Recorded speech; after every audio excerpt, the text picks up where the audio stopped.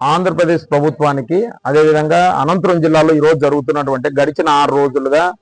అనేక సందర్భాల్లో రైతుల్ని భయభ్రాంతులకు గురి చేసి ఈరోజు మా పొలాల్లోకి తాళాలు పాల్గొట్టొచ్చేసి అదేవిధంగా తాటిచెర్లలో కొంతమంది రైతుల్ని అవమానించి అదేవిధంగా కనేకల్లు నుంచి కొంతమంది కృష్ణమూర్తి అనే రైతును ఆయన 70 ఏళ్ల వయసు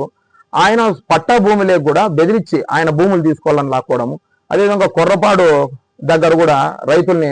అభిమానంతో అంటే మహిళల్ని ఇంట్లోకి వెళ్ళి అవమానించడము ఈ కంపెనీ వాళ్లకు ఏమొచ్చింది రోగం వస్తే మీరు మా దగ్గర రండి మేము ఫ్రీగా ట్రీట్ చేసి పంపిస్తాం లేదా మీ మనసు బాగాలేకపోతే మా దగ్గర రండి మేము ఫ్రీగా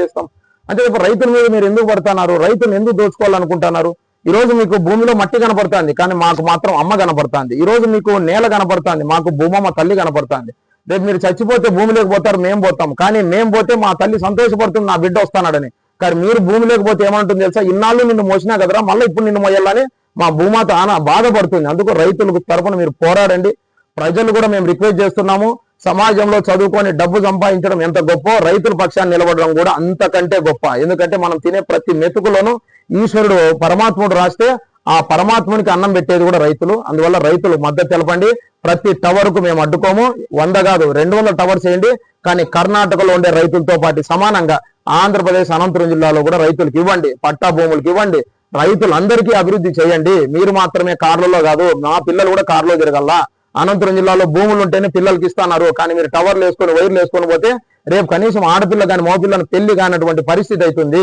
మీరు 100 రోజుల్లో అంటే మీరు 100 సంవత్సరాలు ఒక టవర్ ఉంటుంది 100 సంవత్సరాలు మీరు సంపాదించేది 100 కోట్ల రూపాయలు కానీ మాకు ఇచ్చేది 3,60,000 రూపాయలు ఇది ఎక్కడ న్యాయమో ఇప్పటి వరకు భూమి మీద ఎక్కడ మేమైతే చూడలేదు అమెరికా నుంచి ఆస్ట్రేలియా వరకు చైనా నుంచి రష్యా వరకు